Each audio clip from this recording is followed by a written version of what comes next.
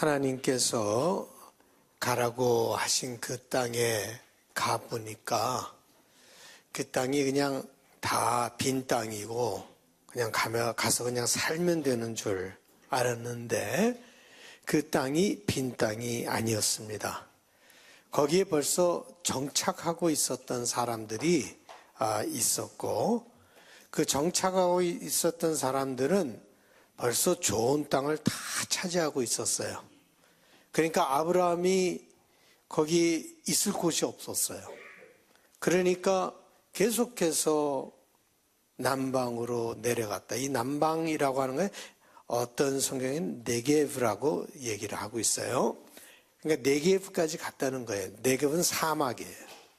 그래서 사람들이 다 좋은 땅들을 차지하고 있으니까 있을 곳이 없으니까 또 내려가고 또 내려가다가 결국 네게브 사막까지 갔는데 네게브 사막에 갔더니 기근이 일어났죠.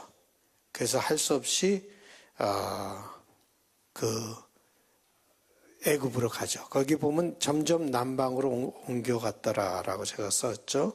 점점 남방으로 옮겨가서 네게브로 갔다는 거예요. 이것을 보면은 약속과는 점점 더 멀어지는 현실, 약속과 가까워지는 현실이 아니라 약속과는 점점 더 멀어지는 현실을 아브라함은 경험했는데 그것이 우리가 또 경험하기도 하는 거예요.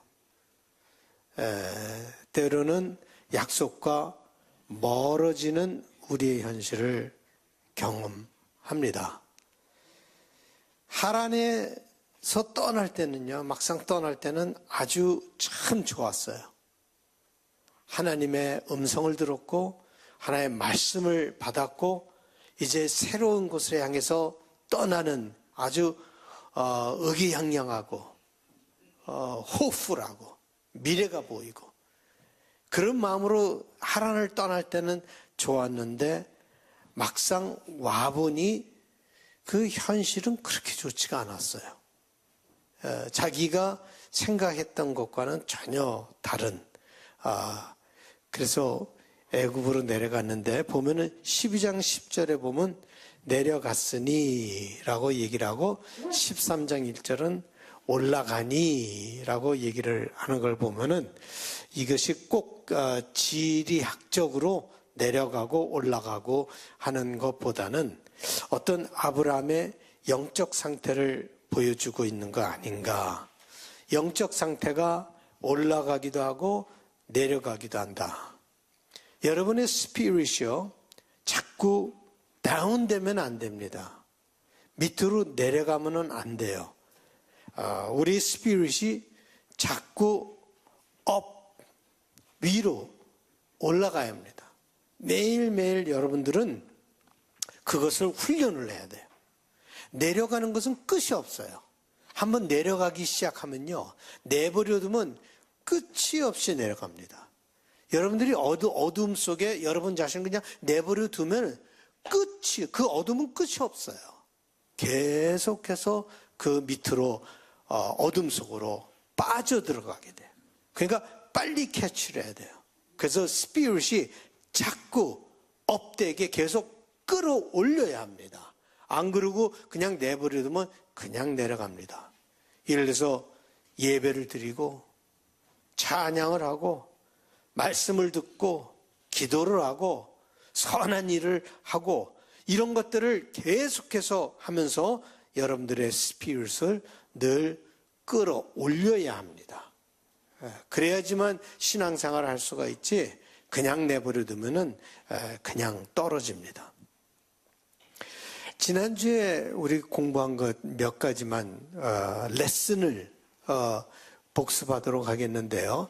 이 아브라함을 아는 것이 중요한 것이 아니라 아브라함의 메타 내러티브에서 그것이 우리 삶에 어떤 영적인 레슨을 주는가 그것을 기억하고 있는 것이 중요하고 여러분의 신앙생활을 하는데 어떤 진리가 어떤 메시지가 있는가 그걸 붙잡고 사는 것이 중요해요. 아브라함의 이야기를 그냥 아는 것이 중요한 것이 아니라 주는 영적인 메시지가 무엇인가 하는 것을 아는 것, 그것이 중요하단 말이죠.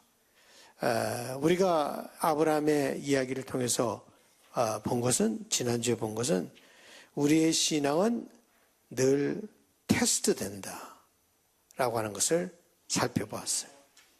이 테스팅이라고 하는 것이 신앙의 여정의 한 부분이다.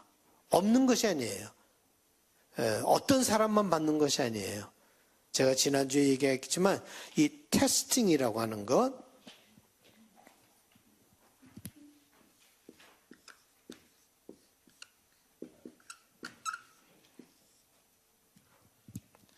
예수님도 받았고 제자들도 받았고 모든 사람들이 다 이 테스팅을 받았습니다. 그래서 테스팅을 딱 받았을 때 여러분들이 생각하는 것은 내가 신앙의 여정의 한 부분에 있구나 라고 하는 것을 깨닫는 것이고, 그 다음에 내가 이 테스팅을 어떻게 해야 할 것인가 하는 것도 신앙의 여정의 한 부분이에요. 내가 그 테스팅을 어떻게 이겨나갈 것인가 라고 하는 것도 신앙의 여정의 한 부분입니다. 그리고 이 테스팅에서 실패를 할 때가 있다라고 하는 것을 우리가 또 배웠어요. 테스팅에서 실패를 할 때가 있다. 항상 이기는 게 아니라 실패를 할 때가 있다. 아브라함처럼 말입니다. 이제 아브라함을 보면은 아브라함이 신앙의 초기 단계에 있었어요. 그죠? 약속을 믿고 그 다음에 가나안 땅으로 들어와서 처음 받은 것이 이 테스팅이었잖아요. 그러니까 신앙의 초기 단계에 있었다. 이런 걸 보면 신앙에도 단계가 있구나 라고 하는 것을 깨닫게 돼요. 초기 단계가 있고 시험의 단계가 있고 성숙의 단계가 있다라고 하는 것이죠. 신앙이란 게 그냥 신앙이 아니에요. 신앙에도 그런 레벨이 있다. 스테이지가 있다. 단계가 있다라고 하는 것을 보게 됩니다. 나중에 아브라함이 나중에 단계에 가게 되면은 이삭까지 바치는 그 단계까지 이르러요. 그렇지만 지금은 초기 단계에 있다라고 하는 것이죠. 시작의 단계에 있다. 이 초기 단계라고 하는 것은 황홀한 단계예요. 어떻게 보면 한임은 스테이지나 마찬가지예요. 황홀합니다. 열심도 있습니다. 모든 것이 다 아름다워 보이고 믿는 것이 참 재밌어요. 왜? 교회 봉사하는 것도 재밌고 성경 읽는 것도 재밌고 찬양도 신이 나서 하고 모든 것이 다 의미가 있게 돼요. 그래서 초기 단계에 가면 사람들이 뭐 펄펄펄 그냥 불타오르는 것처럼 그렇게 좋아요.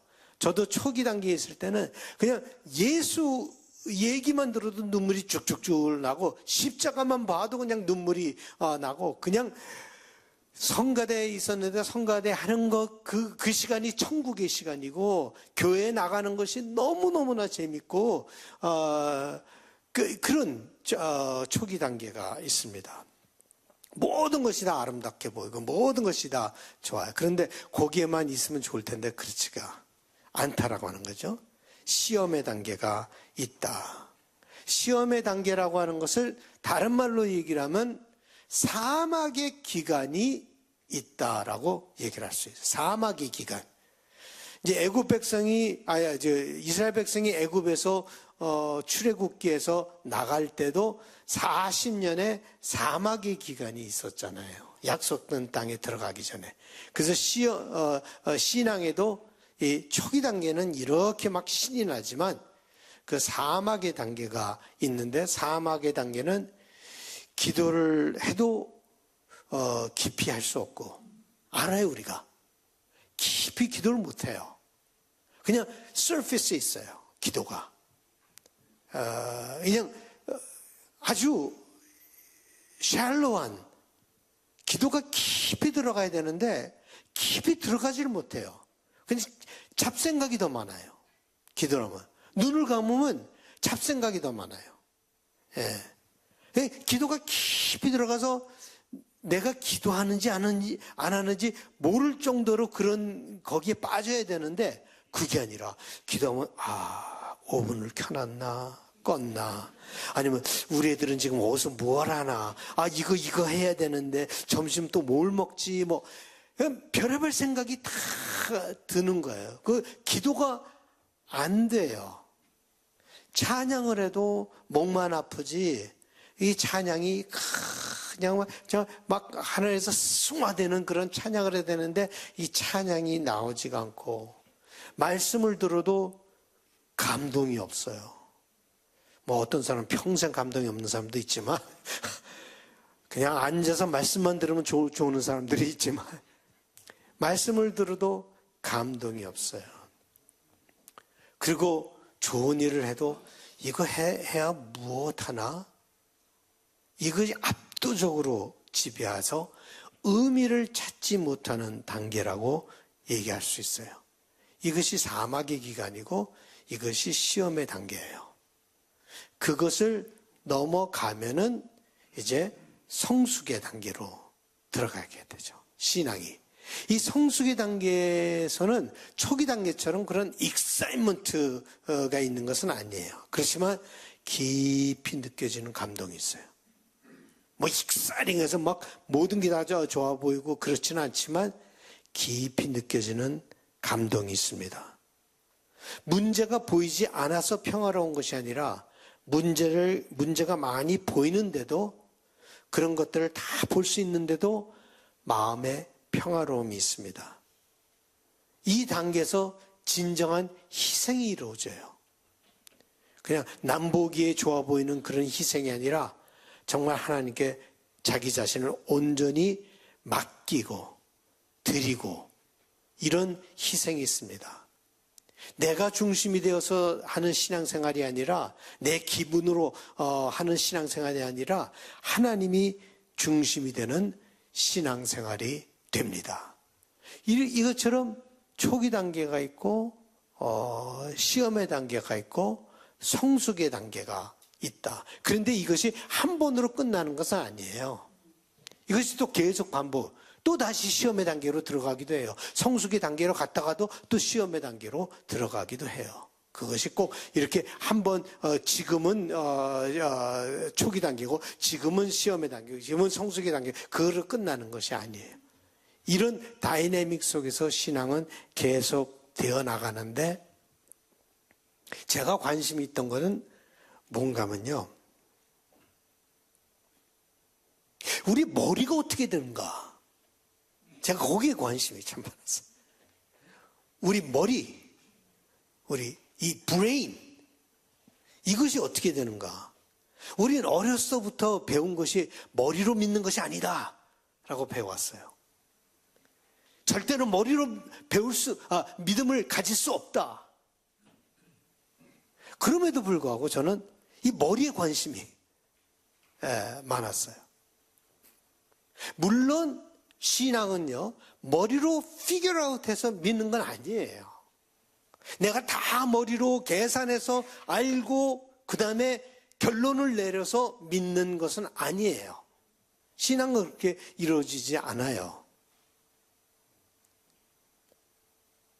그러나 제가 관심이 있었던 것은 뭔가 하면요, 우리가 믿을 때 우리의 머리가 어떻게 바뀌는가,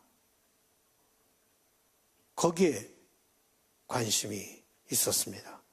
왜냐하면 그것이 우리의 생활에 직접적인 영향을 주고 있고, 우리 생각이 우리 생활에 직접적인 영향을 주기 때문에 그렇습니다. 근데 얼마 전에 책을 하나 발견했어요. Limitless Mind, 한계가 없는 마음이라고 하는 생각이라고 하는 책인데, 스탠포드 대학의 교수예요. 조 볼러라고 하는 사람이 쓴 책이에요. 근데 그 사람이 얘기를 하는 게 뭔가 하면은, 우리의 경험이나 우리의 배우는 모든 것이 이 머리에 뉴럴 파스를 만든다는 거예요.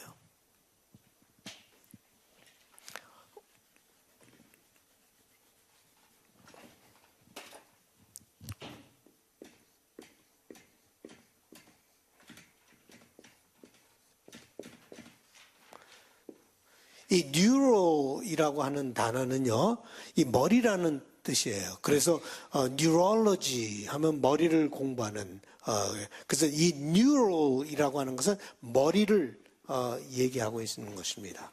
이 path라고 하는 것은 여러분들이 다 아시다시피 길이라고 하는 뜻이죠.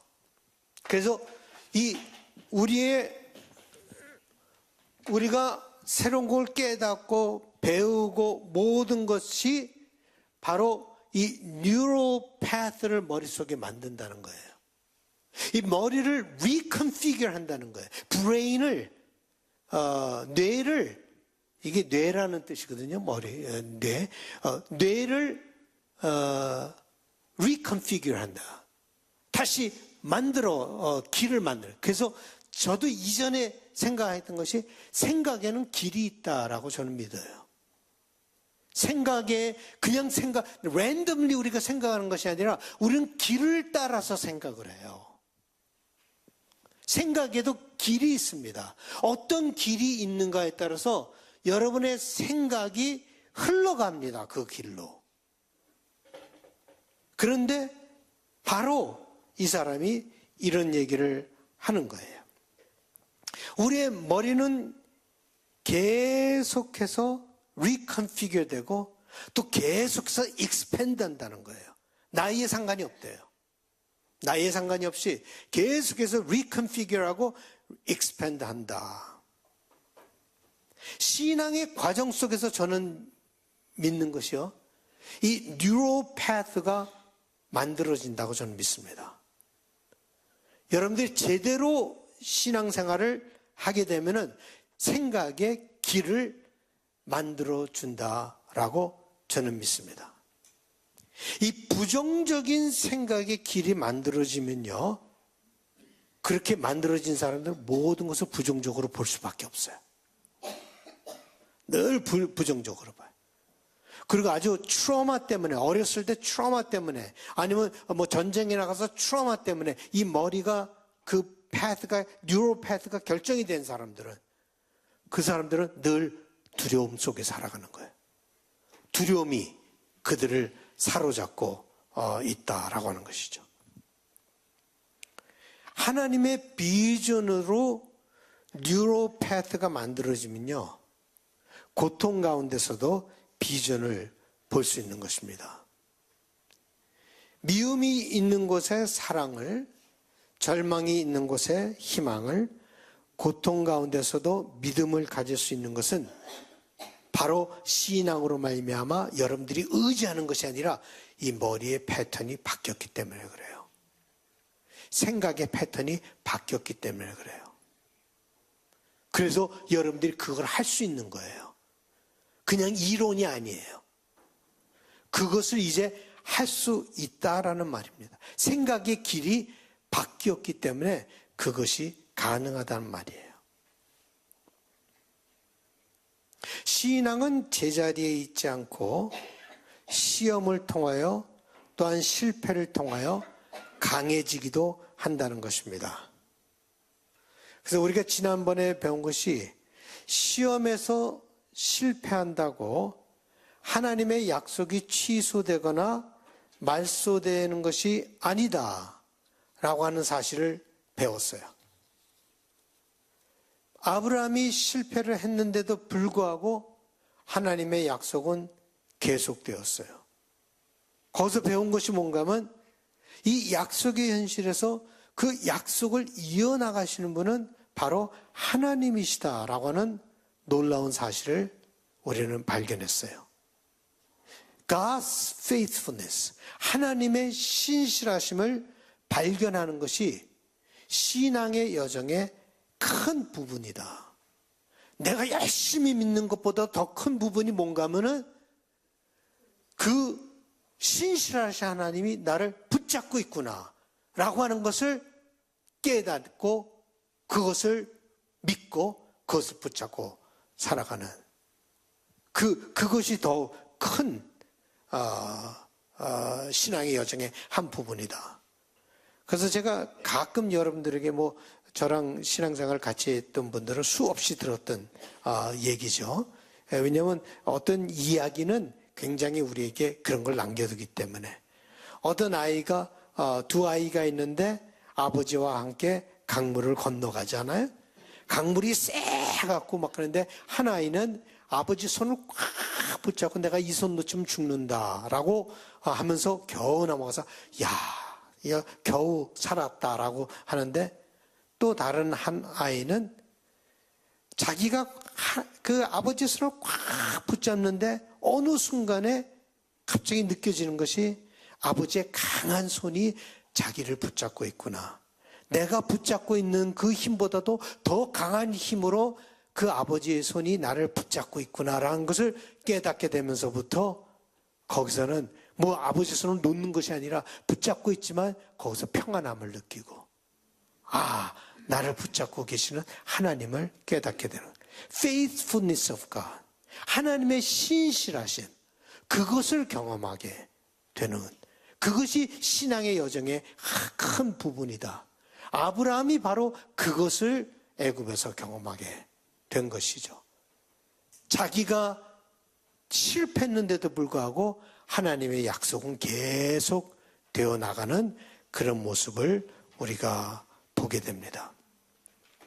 신앙생활을 제대로 하다 보면요, 바로 이런 일이 일어나요. 신앙생활을 제대로 하다 보면 자기는 자꾸 사라지고 하나님이 자꾸 살아나는 거. 나는 점점 사라지고 없어지고 하나님은 점점 내 중심에 들어오기 시작하는 거예요. 그래서 우리의 삶의 이야기가 나의 이야기가 아니라 그다음부터는 하나님의 이야기로 바뀌어 나가고 있게 된다. 내가 무엇을 했다는 것보다도 하나님이 나의 삶을 통해서 무엇을 하셨는가 하는 것이 더 큰 관심사가 되어 간다라고 하는 것이죠. 그러니까 어떻게 보면 나 때문에 약속이 이루어지는 것이 아니라 나임에도 불구하고 약속이 이루어지는 놀라운 진리의 현실을 접하게 된다. 경험하게 된다라고 하는 것입니다. 또 한 가지 우리가 본 것은 우리가 축복의 원천으로 삼으셨는데 또한 우리가 저주의 원천이기도 하다라고 하는 거죠. 아브라함이 신앙의 실패로 말미암아 이너선트한 바로가 저주를 받게 됐고 어려움에 처하게 됐고 사라가 어려움에 처하게 됐고 그래서 우리가 축복의 원천이다, 근원이다라고 하는 것을 굉장히 책임감 있게 우리는 느끼면서 살아야 된다라고 하는 것을 보게 됐죠. 또 한 가지 우리가 보게 된 것은 이 일로 인하여 아브라함의 재산이 더 많아졌습니다. 아브라함이 죄를 졌기 때문에 재산이 많아진 것이 아니라 자기가 목숨을 잃을 수 있는 그런 상황에서 하나님께서 모든 것을 합력하여 선을 이루셨기 때문에 그것이 재산이 더 많아졌다. 이것을 또 한번 우린 배우게 되죠. 모든 것이 합력하여 선을 이루게 된다. 여러분 삶 속에서 모든 것이 합력하여서 선을 이루게 된다라고 하는 것을 늘 믿으시고 붙잡으시고 그것으로 삶을 살아가시기 바랍니다. 그렇다면 이 애굽의 일로 인하여 아브라함이 깨달음이 있었는가 하는 것을 오늘 한번 살펴보려고 하는데 우리가 그 다음 이야기를 보면서 그것을 하도록 하겠는데 잠깐 찬양하고 조금 쉬고 우리 보도록 하겠습니다. 주의 얼굴 뵙기 전에 멀리 뵈던 하늘나라가 멀리 뵀었는데 내 마음속에 이루어지니 날로 가깝도다. 생각이 바뀐 거예요. 머리가 바뀐 거예요. 높은 산이 거친들이 초막이나 궁궐이나 내 주위에서 모신 것이 그 어디나 하늘나라. 그러니까 하나님을 실제로 경험하고 생각이 바뀌고 머리가 바뀌고 우리 삶이 바뀌어 나가는 그 생활이. 그래서 신앙은 실제적이라는 거예요. 이론이 아니에요. 이론적인 것이 아니에요.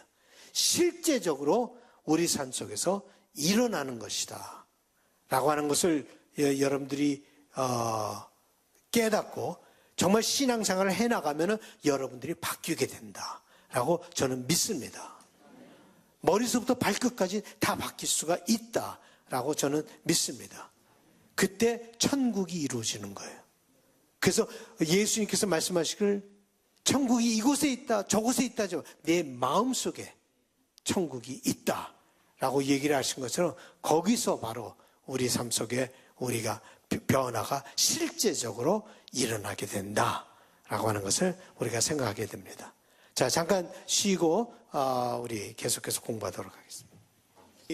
창세기 13장 1절에서 18절. 오늘은 창세기 13장만 하겠어요. 15장까지 너무 많은 걸 들으면 여러분들의 머리가 그러니까 지금 오늘 요약해 드린 것만 해도 여러분들이 마음속에 새기고 13장에서 우리가 또 무엇을 배울 수 있는가 여러분들이 한번 좀 생각해 보시기 바랍니다.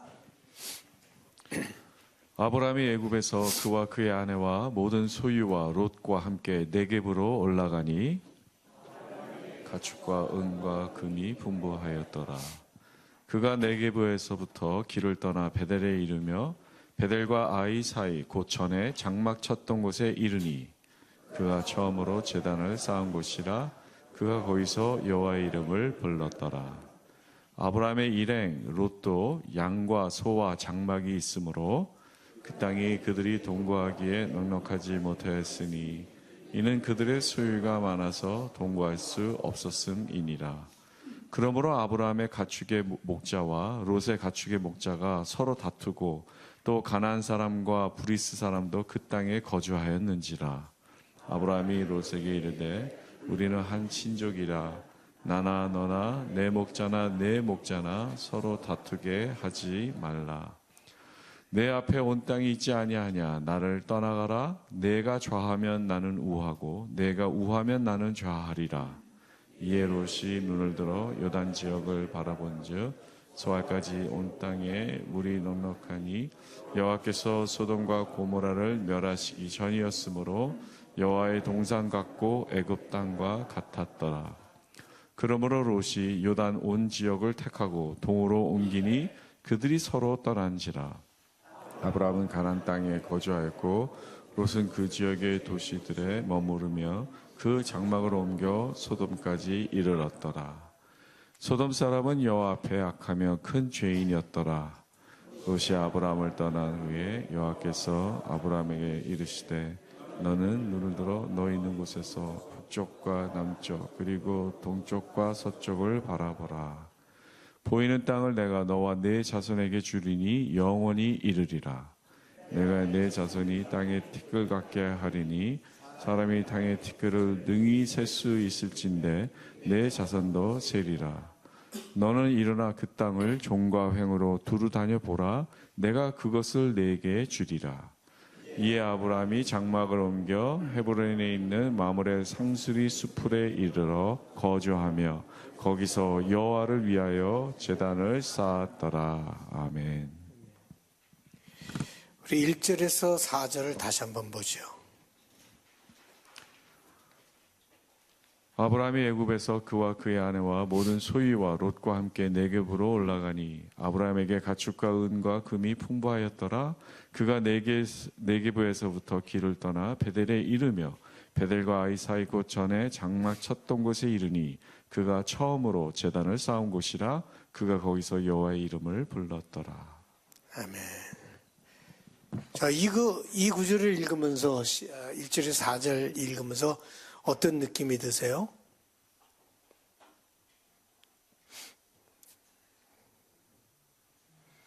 어떤 느낌이 드세요? 성경을 이미지네이션을 갖고 읽어야 돼요. 성경을 그냥 넘어가면서 읽으면 안 돼요. 그렇게 느끼면서 읽어야 돼요, 성경을. 예, 뭐 느끼는 게 있습니까? 예, 처음으로 제단을 쌓은 곳에 왔다. 예, 또요. 예, 아브라함의 축복. 예, 예. 여호와로 인함이라. 참, 여기 이게 보면은 참 깊은 감동이 있죠. 4절을 보면은 그가 처음으로 제단을 쌓은 곳이라 그가 거기서 여호와 이름을 불렀더라.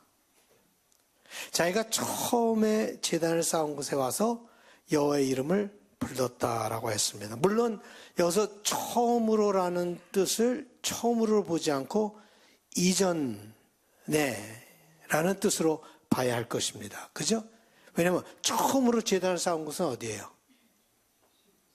처음으로 제단을 가나안 땅에 들어와서 처음으로 제단을 쌓은 곳은 세겜이었어요. 베델이 아니에요. 그죠?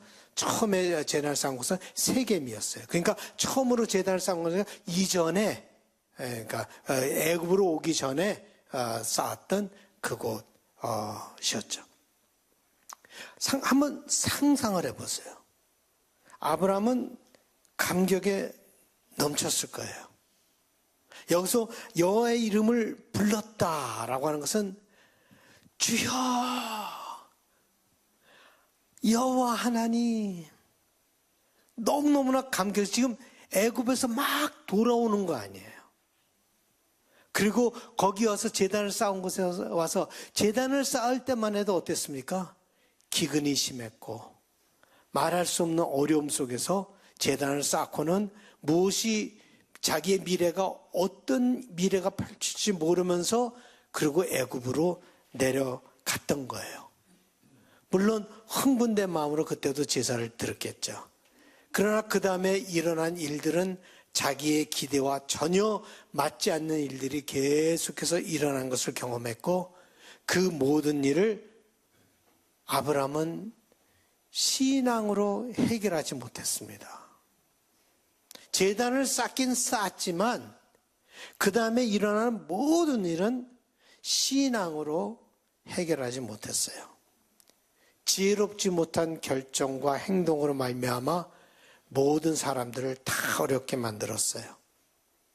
이 제단에 다시 돌아와서 느낀 것은요, 자기의 잘못에도 불구하고 어려움에서 딜레마에서 구해내셨을 뿐만 아니라 결과로 큰 부를 얻게 되었다. 지금 큰 부를 갖고 있는 거예요. 그러면서 제단을 쌓는 거예요. 금과 음과 그런 것이 풍부하더라라고 얘기를 하잖아요. 먼저 제단을 쌓기 전에 그런 것이 풍부한 것을 갖고 와서 제단을 쌓는 거예요. 이 아브라함은 회개할 수밖에 없었어요. 여기서 자기의 잘못을 회개할 수밖에 없었고 여기서 깊은 감사를 드리지 않을 수가 없었어요. 무엇보다도 놀라운 하나님의 신비를 경험하였고 하나님에 대해서 더 깊이 알게 되었던 거예요. 그냥 제단을 쌓았다가 아니라 지금 그 아브라함의 한번 그 감정을 한번 여러분들이 새김해 보시기 바랍니다. 신비 하나님을 만나게 된 것이죠. 그러니까 애굽에 내려가기 전에 제단을 쌓았을 때의 아브라함의 마음과 제단을 쌓는 그 모습과 돌아오면서 그 베델에서 다시 제단을 쌓는 아브라함의 모습은 굉장히 달랐다. 느끼십니까? 이제 좀 느껴져요? 하나님의 이름을 불렀더라라고 하는 것이 좀 느껴져요? 어떻게 불렀을지? 예? 돌아와서 정말 하나님 하고 그 이름을 부르는 아브라함의 모습이 생생하게 여러분 속에 떠올라야 돼요. 성경에 읽는다는 것이 이런 식으로 읽어야 돼요. 그냥 지나가는 것이 아니라 여기에 어떤 마음으로 아브라함이 제사를 드렸을까? 인생은 은혜로 이루어지는 것이구나 라고 하는 것을 깊이 깨닫게 됐고 그리고 그런 제사를 드리는 거예요. 여러분의 주일 예배가 그렇게 진행되기를 바랍니다. 예. 여러분들이 와서 제단을 쌓는 것이 그런 마음으로 제단을 쌓기를 바랍니다. 월요일서부터 토요일까지 베풀어 주신 하나님의 은혜. 이 모든 것이 하나님의 은혜구나 라고 하는 것을 깨달으면서 하나님께 예배를 드릴 수 있기를 바랍니다. 인생은 은혜로 이루어지는 거예요. 인생은 은혜로 이루어지는 거예요. 나의 똑똑함으로 이루어지는 것이 아니고, 나의 훌륭함으로 이루어지는 것이 아니고, 인생은 은혜로 이루어지는 것입니다. 나의 부족함에도 불구하고 모든 것을 풍성하게 하여 주신 하나님의 은혜. 아무것도 없는 나를 축복하셔서 풍성하게 살 수 있게 하여 주신 것도 다 하나님의 은혜입니다. 이 모든 것이 말이에요, 여호와의 이름을 불렀더라라고 하는 그 한 문장 속에 숨겨져 있어요. 여호와의 이름을 불렀더라라고 하는 그 짧은 문장 속에 이 모든 것이 다 포함되어 있어요. 자기가 한 것이 아무것도 없고, 자기가 한 것은 잘못밖에 없고, 자기의 모습은 두려움에 벌벌 떨며 아내를 버려버린 초라한 모습밖에 없었지만 하나님께서 놀라운 일을 이루셨기 때문에 하나님의 이름을 불렀더라 라고 하는 거죠. 오 하나님 하고 부르신 거예요. 하나님께서 아브라함과 롯을 축복하여 주셨습니다. 그러나 오늘의 이야기를 볼 때 이 돈이란 게 참 문제구나. 돈이란 것이 항상 문제구나. 이 둘 다 많은 재물을 가졌는데 서로 같이 잘 살았으면 좋겠는데, 물론 아브라함과 롯이 문제가 있었지는 않았지만, 아브라함의 그 목자들과 롯의 목자들이 싸웠지만 사실 어떻게 보면은 아브라함과 롯 사이에 분쟁이 있지 않았을까라고 하는 것을 보게 됩니다. 그런데 이 문제를 해결하는 아브라함은 다른 사람이다 라는 것을 여러분들이 보게 되죠. 12장 12절에서 20절에 나오는 아브라함의 모습과 애굽에 내려갔을 때 행했던 아브라함의 모습과 지금의 아브라함의 모습은 굉장히 다르다. 실패가 오히려 그를 더 크게 만들었다. 실패가 오히려 그를 더 강하게 만들었다라고 보는데, 이 보올로라고 하는 이 교수가 얘기를 하는 걸요, 이 사람은 뭐를 제일 중요하게 여기는가 하면 실패를 제일 중요하게 여겨요. 실패가 우리의 브레인을 가장 강하게 바꿔놓는다는 거예요. 실패가 정말로 우리가 실제적으로 배울 수 있는 좋은 기회라는 것을 우리가 깨달아야 합니다. 아브라함의 신앙이 성숙해졌어요. 신앙은 성숙해지는 과정 가운데 있습니다. 여러분이 신앙을 한 번 가졌다고 끝나는 것이 아니에요. 신앙을 잘못 이해하지 마세요. 신앙은 늘 과정이에요. 한 번 가졌다고 끝나는 것이 아니에요. 신앙이 계속해서 성장되느냐 아니면 머물러 있느냐, 사실 머물러 있는 것은 없어요. 머물러 있는 건 퇴보하는 거예요. 올라가지 않으면 퇴보하는 거예요. 머물러 있는 신앙은 없어요. 그래서 계속해서 정진해서 올라가는 신앙이냐 아니면 내려가는 신앙이냐. 신앙은 영어로 얘기하면 스태틱하지 않다는 거예요. 정적이 아니라는 거예요. 다이내믹. 그거는 동적이라는 거예요. 신앙은 늘 동적이에요. 정적인 개념이 아니에요. 신앙은 동적인 개념이에요. 움직여 나가는 거예요, 신앙은. 그래서 앞으로 나가던가 아니면 뒤로 가던가 하는 움직이는 모습이 신앙의 모습이구나 라고 하는 것을 여러분들이 깨달아요. 그래서 신앙은 뭐 내가 믿어두는 거 없어요. 옛날에 믿은 거 그거 없어요. 신앙은 계속해서 움직여 나가는 것이지 그냥 믿어두는 거, 그거는 신앙의 모습이 아니에요. 아브라함은 자기의 풍성함을 인하여서 욕심이 생기지 않았습니다. 이 땅이라고 하는 것은요, 그 당시에 가장 귀한 소유물이었어요.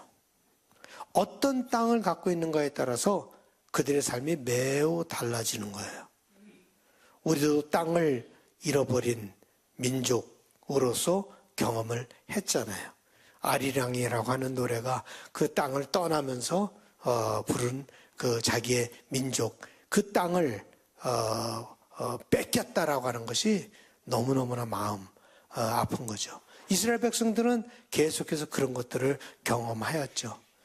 바벨론 포로로 해도 땅을 뺏겼고, 아수르에게 땅을 뺏겼고, 바벨론의 땅을 뺏겼고, 그런 땅을 뺏겨본 그런 민족인데, 이 땅이 그렇게 중요한 것이죠. 누구에게나 다 중요한 거예요. 이민 생활을 하다 보면 누가 그러더라고요.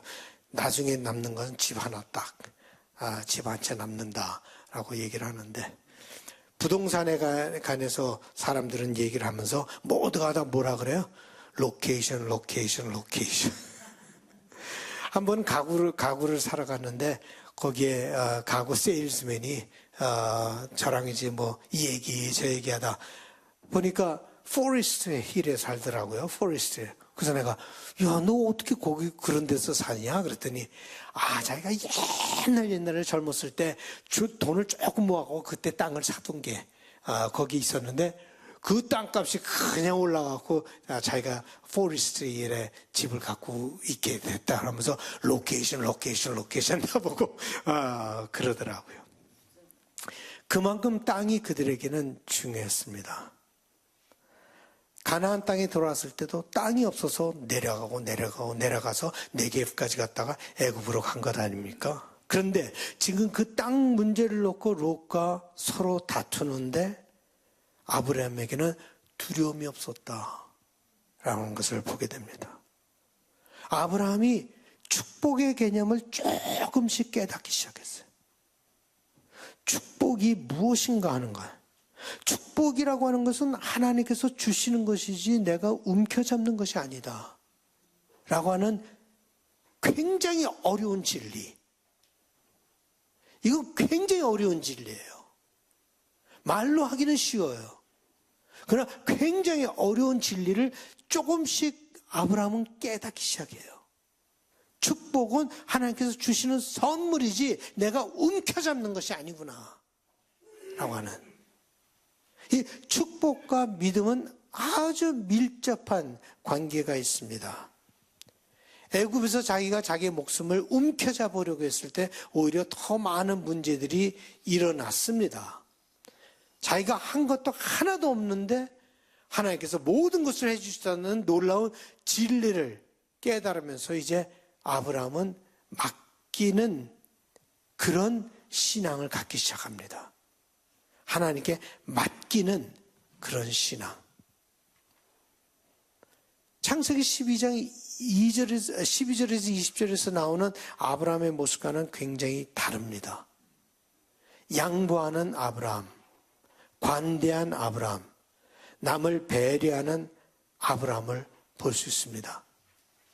네가 좌하면 나는 우하고 네가 우하면 나는 좌하리라는 아브라함의 말을 볼 때 자기 중심적인 생각에서 자유케 된 아브라함을 볼 수 있습니다. 진짜 신앙의 모습이 아닌가. 이건 땅 문제뿐만이 아니에요. 남과의 관계 속에도 마찬가지예요.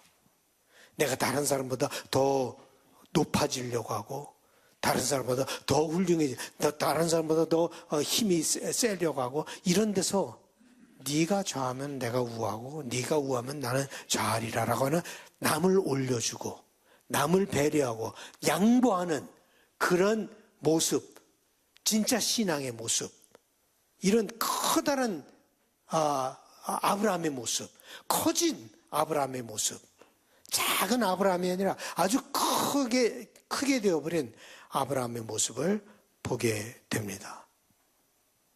근데 대조적으로 롯은 그러지 못했어요. 우리가 10절에 그것이 나와 있는데 한번 보시죠. 이에 롯이 눈을 들어 요단 지역을 바라본즉 소알까지 온 땅에 물이 넉넉하니 여호와께서 소돔과 고모라를 멸하시기 전이었으므로 여호와의 동산 같고 애굽 땅과 같았더라. 롯의 얘기를 보세요. 아니, 우리가 보면은 아유, 삼촌 무슨 말을 하십니까? 삼촌이 먼저 결정하세요. 그럼 남은 땅을 제가 갖겠습니다. 이게 맞는 거 아니에요?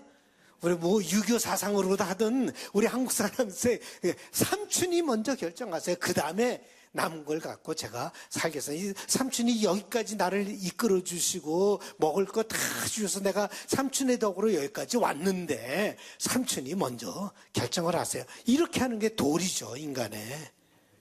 근데 쫙 돌아보더니 저기 물이 그냥 좋고 눈에 보기 쫙 좋으니까 그 땅을 그냥 차지하는 롯. 나중에 멸망할 걸 모르고 말이에요. 생각해 보세요. 내 눈에 보기 좋으면 다른 사람 눈에 보기 좋지 않겠습니까? 그럼 모두가 다 그 땅을 원하겠죠. 그러니까 사람들이 다 그걸로 몰려들었으니 경쟁이 얼마나 심했겠어요.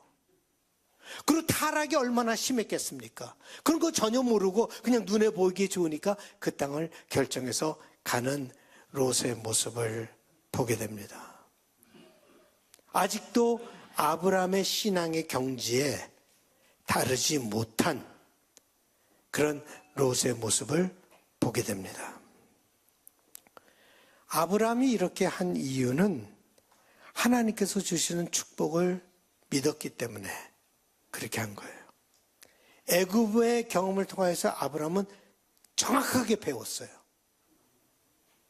그 경험을 통해서 아주 클리어하게 그 메시지를 배웠어요. 모든 것을 합하여 선을 이루시는 하나님이 나를 지켜줄 것이다. 그의 깨달음이 그의 모든 생활에 그의 모든 결정에 영향을 미치고 있다는 것을 보게 됩니다. 하나님은 이런 모습을 귀하게 여기십니다. 자기가 막 나타내려고 하고 자기가 중심이 되려가는 그런 데서 남에게 그 어텐션을 다 주는 그런 관대한 양보의 모습.